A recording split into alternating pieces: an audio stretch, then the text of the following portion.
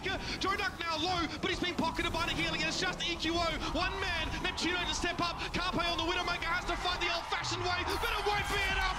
Ever upward, and the NYXL stand finally at the top.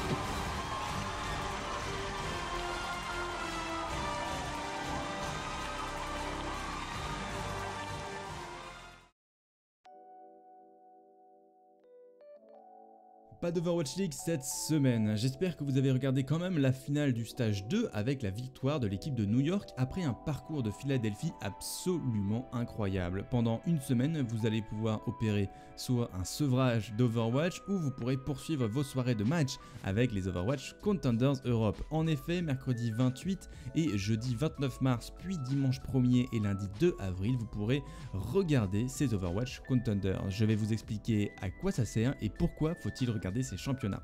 Les Overwatch Contenders sont des championnats internationaux répartis dans 7 régions du monde, comme le Pacifique, la Corée, l'Amérique du Nord ou encore l'Amérique latine. En Europe, nous avons aussi notre championnat. Il y a 12 équipes réparties en 2 poules de 6. Une partie des équipes sont présentes car elles avaient participé au dernier Contenders de 2017 en Europe. Une autre partie a acheté des places dans ce championnat à la place des structures qui ne souhaitaient pas avoir d'équipe.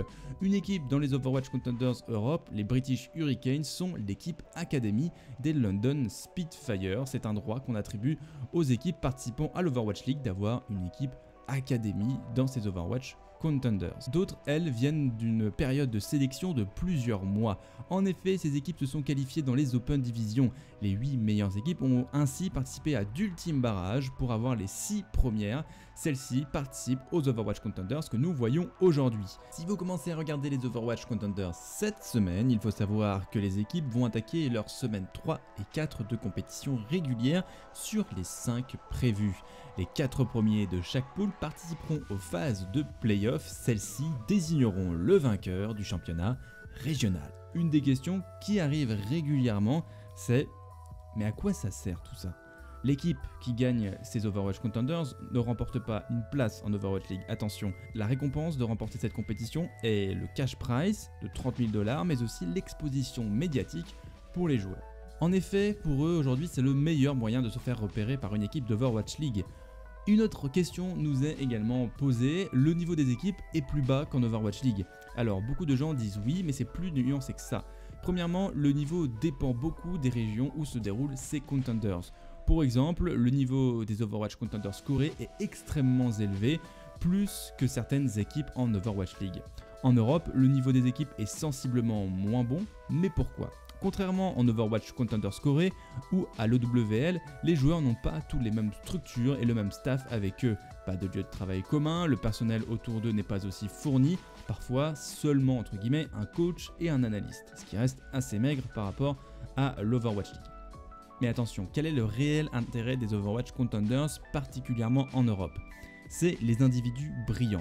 Cette saison 1 d'Overwatch League a vu la sélection de beaucoup de joueurs européens comme les anciens Giganti, Lingzer, un monstre de DPS chez Houston aujourd'hui, Chaz et Bigouz, une des meilleures lignes arrière support de la ligue, et Poco, on ne présente plus le français. L'objectif pour beaucoup d'Européens est de montrer leur capacité de travailler en équipe, mais surtout leur individualité. On sait aujourd'hui que beaucoup de joueurs veulent rester visibles pour accéder à ce qu'on appelle les tryouts, les phases de test au sein des équipes pour être sélectionnés en OWL. De plus, après une interview de Nate Nanzer, le responsable e-sport chez Overwatch, l'objectif est d'avoir une ligue à 28 équipes pour la saison 2, 14 teams de plus que la saison 1, ça fait des postes à pourvoir. Les contenders sont les meilleures tribunes pour mener campagne.